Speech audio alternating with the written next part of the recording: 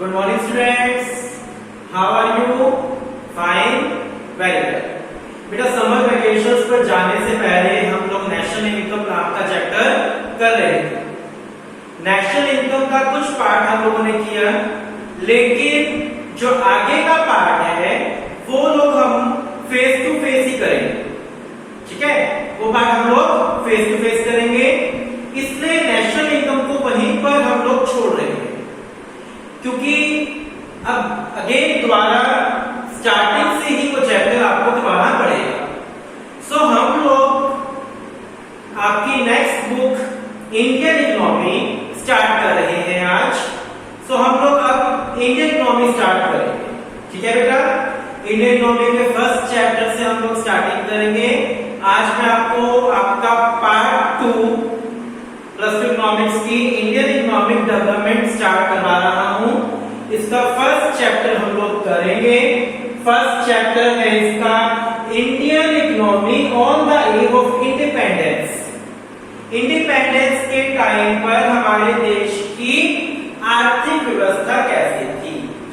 बेटा macro economics जो थी आपकी वो टोटली समझने वाली थी, 100% समझने वाला बुक। ठीक है, टोटली आपके समझने वाली बुक थी। वहां ग्रामर नहीं हो सकती थी, वहां हमें बुक को ज्यादा यूज ना करके ब्रेन को ज्यादा यूज करना था, वहां हमें प्रैक्टिस ज्यादा करनी थी। लेकिन इंडियन इकोनॉमी के अंदर आपको थोड़ा क्रैम करना पड़ेगा, आपको याद करना पड़ेगा। सेकेंडली आपको बुक की ज्यादा जरूरत होगी रेदर देन प्रैक्टिस से। ठीक है, आपको पढ़ना ज्यादा पड़ेगा। सो जब आप इंडियन इकोनॉमी कर रहे हैं, वीडियोस को सुन रहे हैं, तो साथ साथ आपके पास बुक भी होनी चाहिए, क्योंकि बुक में बहुत सारी चीजें आपको अंडरलाइन करनी पड़ेगी, बहुत सारे वर्ड्स के मीनिंग लिखने होंगे। सो इस बुक को करते टाइम आपके पास आपकी इंडियन इकोनॉमी की बुक होनी चाहिए। बात आ रही समझ आप लोगों को? चलिए, और बहुत ही केयरफुली, बहुत ही आराम से इस बुक को हम लोग करेंगे। फर्स्ट चैप्टर आपका Indian economy on the eve of independence.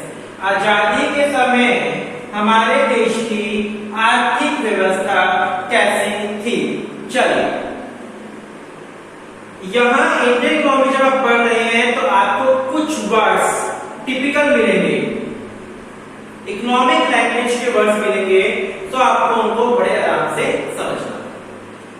Colonial exploitation of Indian economy under the British rule.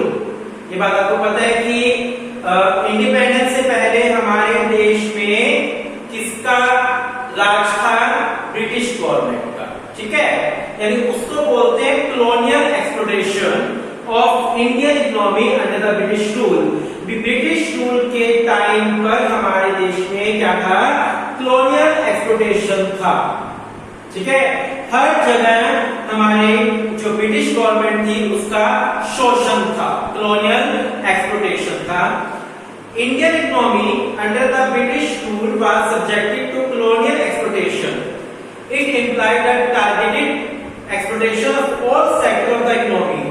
जो ब्रिटिश गवर्नमेंट थी उसने हर सेक्टर का शोषण किया। हमारे देश में जितने भी सेक्टर है उनको क्या किया? एक्सप्लोइट किया। किसने किया? ब्रिटिश गवर्नमेंट ने। आज आपका इस बुक का फर्स्ट चैप्टर है, तो थोड़ा सा हो सकता है फर्स्ट डे इस चैप्टर को समझने में आपको थोड़ा सा अजीब लगे कि क्या वर्ड्स आ रहे हैं, सर क्या बोल रहे हैं, ये क्या कहना चाह रहे हैं। लेकिन जब आप इसका सेकंड लेक्चर कर लोगे तो आपको समझ आ जाएगा कि ये बुक किसके ऊपर लिखी गई है, ये चैप्टर क्या कहना चाहता है, यहाँ पर किन चीजों की बातें हो रही है। तो आपका पहला टॉपिक क्या है कि ब्रिटिश गवर्नमेंट का कॉलोनियल एक्सप्लॉयटेशन, हर जगह शोषण था। हर जगह का मतलब एवरी सेक्टर। अब पढ़ेंगे किस किस सेक्टर में यहाँ शोषण कर रही थी ब्रिटिश गवर्नमेंट। फर्स्ट है आपका colonial exploitation of agricultural sector. Colonial exploitation of agriculture sector. Agriculture के अंदर ब्रिटिश गवर्नमेंट का सबसे ज्यादा शोषण था। किस सेक्टर के अंदर? एग्रीकल्चर में। एग्रीकल्चर में ब्रिटिश गवर्नमेंट का सबसे ज्यादा शोषण था। Agriculture was exploited through zamindari system. सुना होगा आप लोगों ने, जमींदार को आज भी बोलते हैं जमींदार, ठीक है। ब्रिटिश गवर्नमेंट में जमींदारी सिस्टम था। क्या था? जमींदारी सिस्टम। अब पढ़ेंगे जमींदारी सिस्टम क्या था। देखिए, जमींदार थे लैंड के ओनर, मालिक। जो लैंड के मालिक होते हैं उनको बोलते हैं जमींदार। Zamindars were declared as the owner of soil. They were to pay a fixed sum to the government by way of land revenue and were free to extract as much they wished from the tillers of soil. पहला point क्या है यहाँ पर? जो जमींदार लोग थे, जो जमींदार थे यानी जो लैंड के मालिक लोग थे, वो लोग जो ब्रिटिश गवर्नमेंट थी उसको एक फिक्स्ड अमाउंट दे देते थे। ठीक है, क्या देते थे? Fixed amount as a land revenue. वो बदले में ब्रिटिश गवर्नमेंट से राइट पा लेते थे कि वो जैसे चाहे वैसे टिलर्स मतलब फार्मर्स, वो जैसे चाहे वैसे फार्मर्स का शोषण कर सकते हैं, फार्मर्स का एक्सप्लॉइटेशन कर सकते हैं, फार्मर से चाहे जैसे वैसे काम करवा सकते हैं। पहला पॉइंट जमींदारी सिस्टम का। Second, the tillers of soil got bare minimum for survival. बहुत स्लाइट, बेयर का मतलब बहुत कम, बहुत ही कम वेजेस मिलता था उनको काम के बदले में। जो फार्मर्स थे, जो एक्चुअल टिलर्स थे, जो लोग लैंड में काम कर रहे हैं, उनको उनके काम के बदले में बहुत ही कम क्या मिलता था? वेज मिलता था, जिनसे उनका सर्वाइवल होना मुश्किल होता था। The zamindars on the other hand spend their revenue income on the luxury of life. Little or no investment was made for the development of agriculture. जो जमींदार थे वो अपनी लग्जरीज खरीदने में, अपनी लाइफ को कंफर्टेबल बनाने में पैसा खर्च करते थे। एग्रीकल्चर सेक्टर को इंप्रूव करने में पैसा खर्च नहीं करते थे। ठीक है, आ रहा बात समझ आप लोगों को? हमारा टॉपिक क्या है कि ब्रिटिश गवर्नमेंट ने कहां-कहां शोषण किया, कहां-कहां एक्सप्लॉइटेशन किया। तो ब्रिटिश गवर्नमेंट ने सबसे पहले किसका एक्सप्लॉइटेशन किया? एग्रीकल्चर सेक्टर का। एग्रीकल्चर सेक्टर में एक्सप्लॉइटेशन किस रूप में हुआ? जमींदारी सिस्टम के रूप में हुआ। एग्रीकल्चर सेक्टर के अंदर शोषण किस रूप में हुआ? जमींदारी सिस्टम के रूप में हुआ। जो जमींदार लोग थे वो लैंड ओनर थे, वो अपनी लैंड की रिवेन्यू का एक पार्ट किसको दे देते थे? गवर्नमेंट को, ब्रिटिश गवर्नमेंट को। और बदले में उनसे राइट ले लेते थे, हम जैसे चाहे वैसे टिलर्स को एक्सप्लॉइट कर सकते हैं। और वो टिलर्स को बहुत कम वेजेस देते थे, बहुत मिनिमम वेजेस देते थे, जिनसे टिलर्स का, इन फार्मर्स का सर्वाइवल भी बहुत मुश्किल से हो पाता था। थर्डली, जो जमींदार लोग थे वो रिवेन्यू को यानी इनकम को लग्जरीज परचेज करने के लिए यूज करते थे। लैंड की इंप्रूवमेंट के लिए पैसा खर्च नहीं किया जाता था, जिससे फार्मर्स को और एक्सप्लॉइट किया जाता था। आगे बात समझ क्लियर? बिल्कुल। चलिए second, colonial exploitation of industrial sector. Secondly किसका शोषण हुआ? इंडस्ट्रीज का। कौन सा सेक्टर है आपका? Industrial sector. इंडस्ट्रीज का क्या हुआ? शोषण हुआ। ठीक है, आगे बात समझ इंडस्ट्रियल सेक्टर का। इंडस्ट्रियल सेक्टर का शोषण कैसे हुआ? Prior to the British rule, industrial sector in India was well known for its handicraft. British government के आने से पहले इंडिया के अंदर, इंडस्ट्री के अंदर हैंडीक्राफ्ट जो था वो मेन था। ब्रिटिश गवर्नमेंट के आने से पहले इंडिया के अंदर इंडस्ट्रीज में हैंडीक्राफ्ट जो था वो मेन माना जाता था। Indian handicraft enjoyed a worldwide reputation for their variety and quality. India का हैंडीक्राफ्ट पूरे वर्ल्ड के अंदर फेमस था। इंडिया का जो हैंडीक्राफ्ट सेक्टर था वो पूरे वर्ल्ड में फेमस था, अपनी वैरायटी में भी और अपनी क्वालिटी में भी, ठीक है।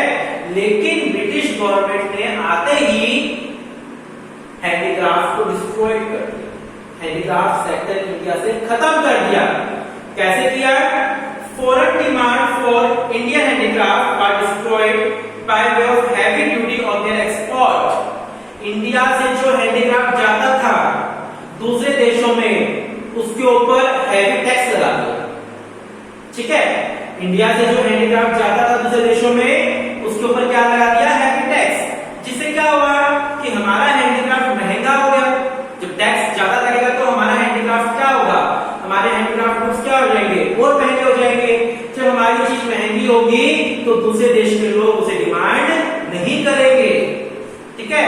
तो ब्रिटिश गवर्नमेंट ने हैंडीक्राफ्ट को खत्म करने के लिए क्या किया? इंडिया का जो हैंडीक्राफ्ट गुड्स था उसके ऊपर टैक्स बढ़ा दिया। टैक्स बढ़ेगा तो गुड्स के रेट बढ़ेंगे, गुड्स के रेट बढ़ेंगे तो पब्लिक डिमांड नहीं करेगी, यानी दूसरे देश के लोगों ने डिमांड करना कम कर दिया और फिर बंद कर दिया। Domestic demand for the Indian handicraft was destroyed by way of duty free import of the British good in the Indian market. देखो दूसरा क्या किया? हमारे गुड्स को विदेश में जाने से रोक दिया और हमारे गुड्स को इंडिया में भी बेचने पर दिक्कत खड़ी कर दी। बहुत सारी प्रॉब्लम्स, यानी हमारा हैंडीक्राफ्ट विदेश में जाए ना, किस तरीके से? टैक्स बढ़ा दिया। टैक्स बढ़ेगा तो विदेश के लोग डिमांड नहीं करेंगे, ठीक है। दूसरा, उसी गुड्स को इंडिया में भी ना बिके, वो गुड इंडिया में भी ना बिके, उसके लिए क्या कर दिया? जो फॉरेन मशीन मेड गुड्स थे, जो फॉरेन में बने हुए मशीन मेड गुड्स थे, उनको इंडिया में सस्ता कर दिया। उनको इंडिया में क्या कर दिया? सस्ता कर दिया, ठीक है। इंडिया में उनको सस्ता कर दिया तो इंडियन लोग क्या करेंगे? जब हम लोगों को मान लो कोई मशीन मेड गुड्स सस्ता मिल रहा है, खुद के बने कुछ महंगे मिल जाए तो नेचुरल सी बात है, हम तो एज ए कंज्यूमर सोचेंगे, हम लोग सस्ता परचेज करेंगे जो मशीन मेड भी अच्छा भी है, ठीक है। तो ब्रिटिश गवर्नमेंट ने हैंडीक्राफ्ट को खत्म करने के लिए क्या किया? हमारे गुड्स के ऊपर विदेश के तो टैक्स बढ़ा दिया और जो फॉरेन मेड गुड्स था वो इंडिया में लाने के लिए उसको ड्यूटी फ्री कर दिया। अब फॉरेन में जो गुड्स बने हुए हैं वो इंडिया में ड्यूटी फ्री आएंगे तो इंडिया में सस्ता हो जाएगा वो गुड्स, यानी इंडियंस अपने गुड्स की डिमांड ना करके उनके गुड्स की डिमांड करेंगे, ठीक है बेटा। आगे बात समझ? साथ पढ़ना आप लोगों को यहाँ पर बिना पढ़े समझ नहीं आएगा ये, ना मैं यहाँ पर सारा कुछ लिख सकते हैं चीजें, इसीलिए इंडियन इकोनॉमी को बोर्ड में कम होता है, ये बुक में ज्यादा। मैक्रो इकोनॉमिक्स बोर्ड में ज्यादा होती है, बुक से कम की जाती है। Third point, colonial exploitation of international trade. हमारा विदेशी व्यापार भी खत्म कर दिया, हमारा विदेशी व्यापार क्या कर दिया? खत्म कर दिया। कैसे किया खत्म? देखिए, international trade was exploited through discriminatory tariff policy, भेदभावी टैरिफ पॉलिसी। टैरिफ पॉलिसी होती है एक्सपोर्ट इंपोर्ट की टैक्स पॉलिसी। यहां पर एक वर्ड है टैरिफ पॉलिसी। टैरिफ का मतलब होता है टैक्स की पॉलिसी। किसकी पॉलिसी? टैक्स की पॉलिसी होती है। क्या किया ब्रिटिश गवर्नमेंट ने? क्या किया? Duty free export of Indian raw material to fulfil the industrial need between. जो इंडिया का रॉ मटेरियल था उसको ड्यूटी फ्री कर दिया। इंडिया का रॉ मटेरियल क्या कर दिया? ड्यूटी फ्री, भी जितना हो सके विदेशों में जाए, ठीक है। जब हमारा रॉ मटेरियल सस्ता कर देंगे, रॉ मटेरियल, तो फॉरेनर्स के लिए, फॉरेन कंट्रीज के लिए या कंपनीज के लिए हमारा रॉ मटेरियल सस्ता हो जाएगा, ड्यूटी फ्री हो जाएगा तो, और वो लोग ज्यादा खरीद पाएंगे। दूसरा क्या किया? Duty free import of British goods to expand demand for British goods in the Indian market. बड़ा अच्छा पॉइंट किया उन्होंने क्या किया? हमारा रॉ मटेरियल विदेशियों के लिए सस्ता कर दिया और वहां का बना गुड्स, वहां का बना हुआ गुड हमारे लिए सस्ता कर दिया, हम लोगों के लिए सस्ता कर दिया, ताकि हम लोग उनके बने हुए गुड्स क्या करें? परचेज करें। तो इस तरीके से ब्रिटिश गवर्नमेंट ने क्या किया, एक्सप्लोइटेशन किया। ठीक है, एक मिनट आप रिवाइज कीजिए, फिर अगेन हम इस टॉपिक को फटाफट रिवाइज करते हैं। ठीक है,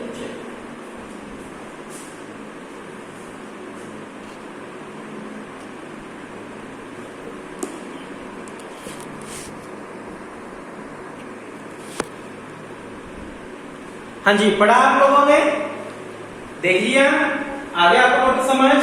टॉपिक क्या है कि इंडिपेंडेंस से पहले हमारे देश में ब्रिटिश गवर्नमेंट का राज था और ब्रिटिश गवर्नमेंट ने क्या किया, बहुत तरीकों से एक्सप्लोइटेशन किया हमारे बहुत सारे सेक्टर्स का।